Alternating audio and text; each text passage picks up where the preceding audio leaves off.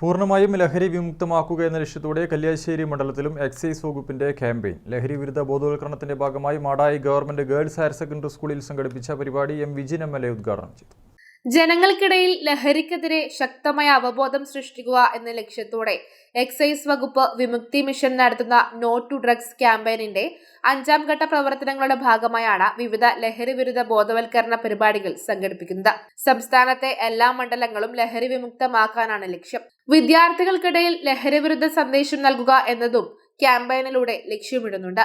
കല്യാശ്ശേരി മണ്ഡലത്തിലെ community outreach പരിപാടിയുടെ ഭാഗമായി ലഹരി വിരുദ്ധ റാലിയും Madayi government boys vocational higher secondary സ്കൂളിൽ ബോധവൽക്കരണ യോഗവും സംഘടിപ്പിച്ചു. എം വിജിൻ MLA ഉദ്ഘാടനം ചെയ്തു.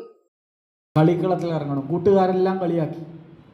നീയൊരു വലിയ കളിക്കാരനാവുന്നു, പൈസയൊക്കെ നോക്ക്. അപ്പോൾ റിച്ചാർഡ്സൺ പറഞ്ഞു, ലഹരി എന്നത് എൻ്റെ സ്വപ്നങ്ങളെ തകർക്കുന്ന ഒന്നാണ്, ഞാനതിൻ്റെ വഴിയിലൂടെ വരികയേയില്ല. അങ്ങനെ അദ്ദേഹം ജീവിതത്തിൽ പോരടിച്ചത് ഒന്ന് ദാരിദ്ര്യത്തോടാണ്, മറ്റൊന്ന് ലഹരിയോടാണ്. ഐസ്ക്രീം അമ്മയോടൊപ്പം വിറ്റ് ഇടവേളകളിൽ തൻ്റെ നാട്ടിലെ ഫുട്ബോൾ കളിയുടെ ഭാഗമായി റിച്ചാർഡ്സൺ മാറി. തൻ്റെ കയ്യിൽ കിട്ടുന്ന ബോളുകളെ അദ്ദേഹം അതിയായി സ്നേഹിച്ചു.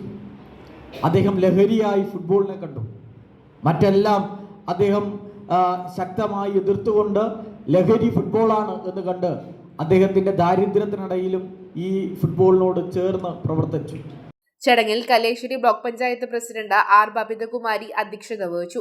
Kannur excise circle inspector K. Shaji, Ezhome panchayat president K. Geetha, school principal P. Sheeja, K. Rajesh, Aby Thomas, EY Jaseer Ali തുടങ്ങിയവർ സംസാരിച്ചു.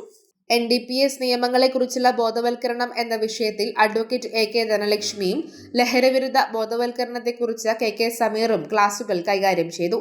News bureau, Pazhayangadi.